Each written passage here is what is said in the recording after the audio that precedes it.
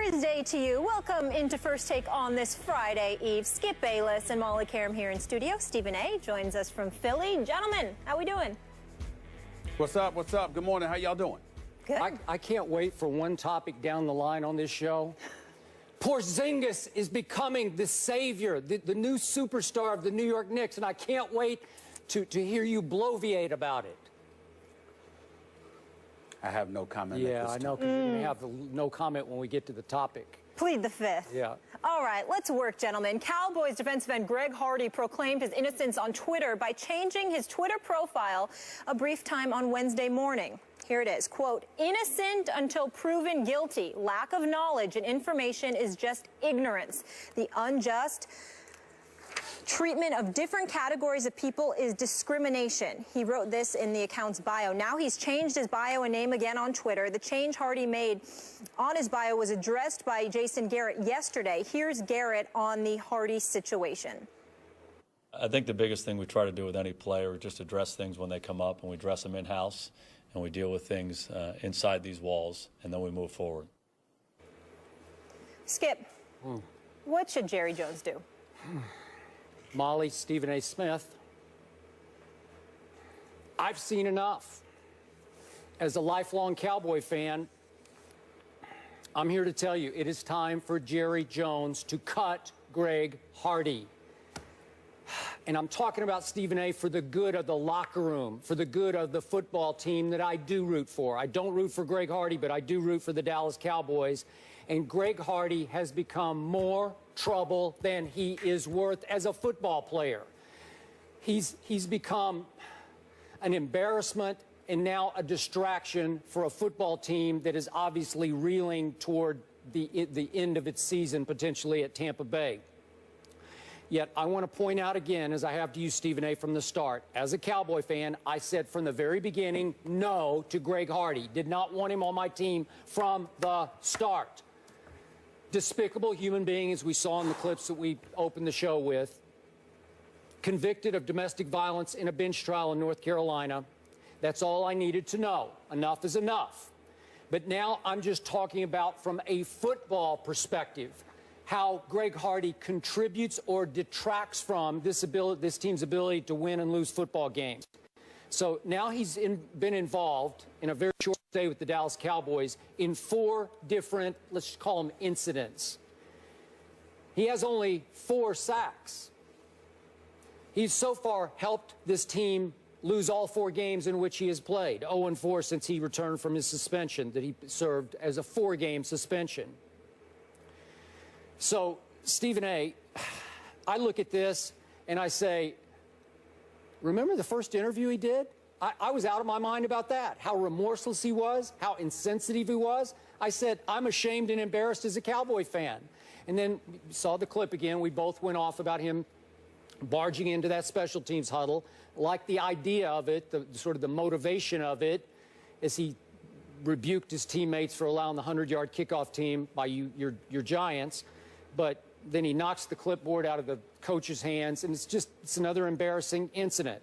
Then he goes on Twitter last weekend with a non-apology apology that was just insulting to everybody's intelligence, that he regrets what happens in North Carolina, what happened in North Carolina. And he dug his PR hole even deeper.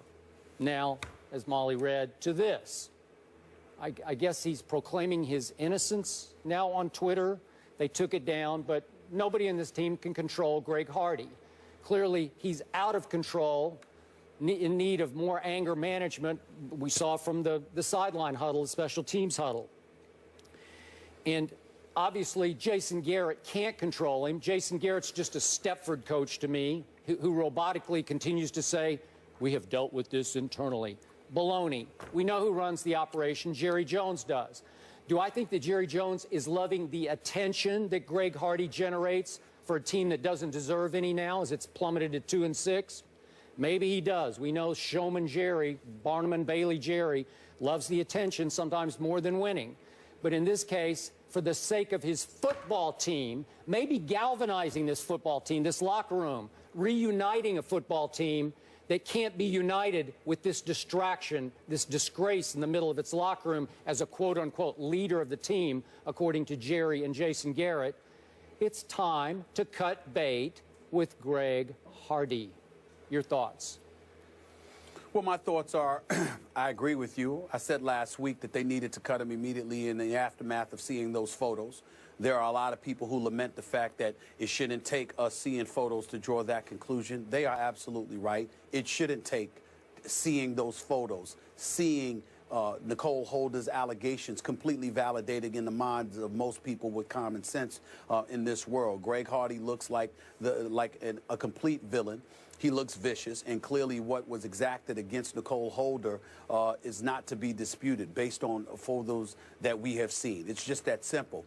And in the aftermath of all of that, when you see those photos and you imagine what this girl went through at that particular moment in time, the horrific situation that it was, you know, how terrifying it must have been for her, you can't do anything but help have a level of sympathy and empathy to the extreme for her. And as a result of that, you look at Greg Hardy and you think he's a monster. You think that he's somebody that's completely out of control. And it's just that simple. So if you're the Dallas Cowboys, you have to make that decision, not because of your football team, but on behalf of all women out there who have been abused, who have suffered from abuse, particularly when you're Jerry Jones and your daughter has worked vehemently in support of those who have been domestically abused. To sit there and to have Greg Hardy on your team, one would argue, is an insult to the very daughter of Jerry Jones, by Jerry Jones himself. So that's something that he needs to consider, and that's why I think that you have to make the move that you have to make. But let me not sit up here and be a hypocrite. When Greg Hardy was first acquired by the Dallas, when the 10-game suspension was handed down to him by Commissioner Roger Goodell, I was in complete support of him being a member of the Cowboys, simply because I felt it was low risk, high reward. Here's a situation where he certainly can't afford to do anything like that again. He was handed the 10-game suspension, which all of us deemed acceptable. Combined with that 10-game suspension, you were going to have a situation where he was going to be on a check-to-check, week-to-week basis with the Dallas Cowboys, so it was simply low risk. And obviously, we'll talk about it later on in the show, how rooting for a team, for a play, or for a team doesn't necessarily mean that you're rooting for a player. We'll debate that issue a little bit later, Skip Bayless. But in the grand scheme of things, what he did was reprehensible. But I think we need to focus. We need to reel things in and get down to what this really is all about. Greg Hardy hasn't suffered enough in the eyes of a lot of people. It really comes down to that. Had he been suspended for 10 games, okay, then we would have sat there and said, okay, he's got 10-game suspension. Had he been suspended for the season, had he spent about 6 months in jail, then we wouldn't be saying this. We would consider him a deplorable, reprehensible human being, but we would move on from there. The real problem that everybody's having here is that he missed all but one game of last year, but was still paid $13.1 million. He got suspended 10 games, but then that was reduced to 4 games. He's still in a position to collect a vast chunk of the $11.3 million he has the potential to earn with the Dallas Cowboys by being a member of the Cowboys this season. So we see a guy didn't serve a day in jail, didn't get punished by the legal system, had his record completely expunged last week, still got paid millions last year for not playing, still getting paid millions this year for losing, while, by the way, bringing bad publicity to the very franchise that you're supposed to represent. So when we look at it from that perspective, clearly people are going to have a problem with it, because in our society, what you want is a healthy level of contrition that was earned by having to pay and deal with the ramifications of your actions. We see an individual that hasn't had to deal with any ramifications, so we have a problem with him there. And then he doesn't help the situation because he's clearly has a screw loose. He's not himself. And as a result, you hear from the things that he says. You know, when he came out with his first interview, guns blazing, talking about Tom Brady, then his wife, then his wife's sister, then talking about how, you know, going into the huddle and smacking down the coach's clipboard and getting in the face of his teammates. Then after that, sending a tweet out there proclaiming his innocence, when clearly he looks guilty as sin. So when you look at all of these things, Skip Bayless, you might call him a despicable human being. I would say this to you. The only reason I stop short of that in any capacity is because I think this dude has a problem. I mean, I think that what he did to Nicole Holder, what we believe he did to Nicole Holder, I think he'd do it to anybody. This ain't a Ray Rice situation to me where you got Ray Rice and he's getting into an issue with his then fiance, now wife, and what have you. And then he's forced to deal with the ramifications of his action. And after that, well, you know what? Contrition kicks in. And he's so sorry for everything that he's done. And he's trying to make amends for it and rehabilitate himself and his life. I'm looking at a Greg Hardy. I really believe he doesn't realize what he's done. This brother's got a problem. Mm-hmm. I mean, look at Charles Barkley's letter. Letter to the masses via the Bleacher Report yesterday rather. I read the entire letter on my radio show. Why? Because Charles Barkley, I didn't agree with everything that he said. Please don't get me wrong. I didn't agree with everything that he says. But I did agree with what he said when he says, this guy needs help. This is a different kind of cat here.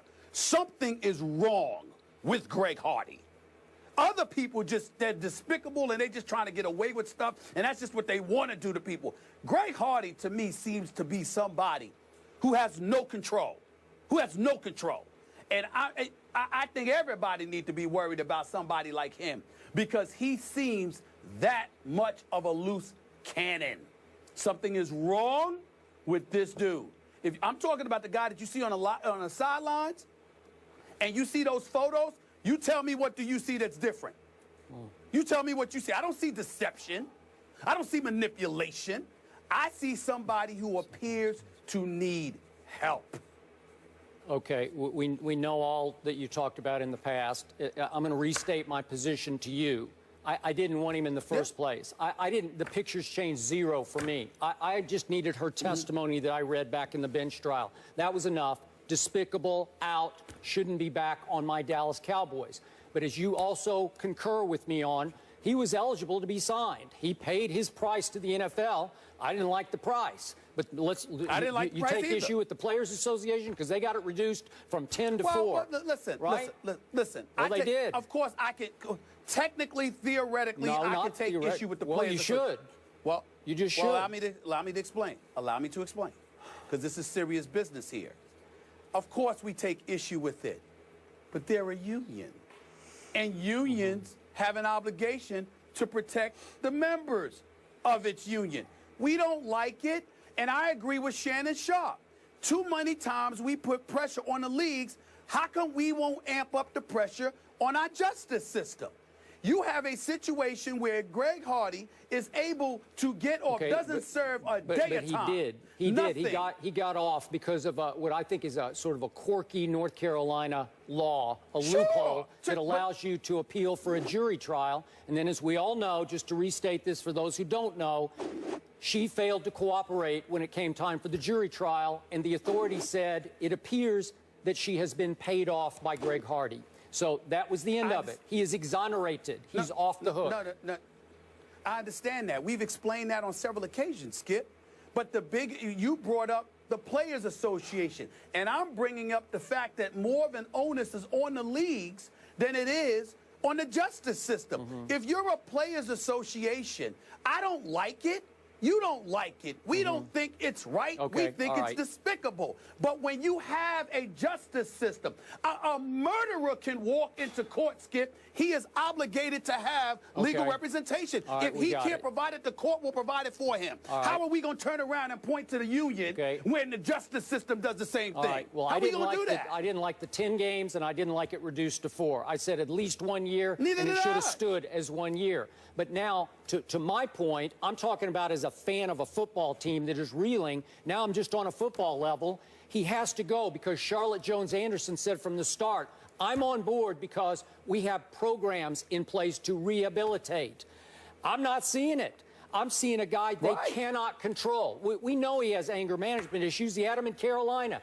It's part and parcel as to why he's one of the best pass rushers in pro football. But to the point of the Eagles on Sunday night, they're all saying he seemed out of it. I think it's getting to him mentally. All the distractions, all the pressure. He's losing it, and they can't control him from losing it. Why didn't they? Exactly. Why didn't they prep him for the first interview he did? Why didn't the PR staff say, hey, maybe you should think about being a little remorseful here and be careful what you say? You know, mind your P's and Q's here, because you could step in it. And he stepped all over it.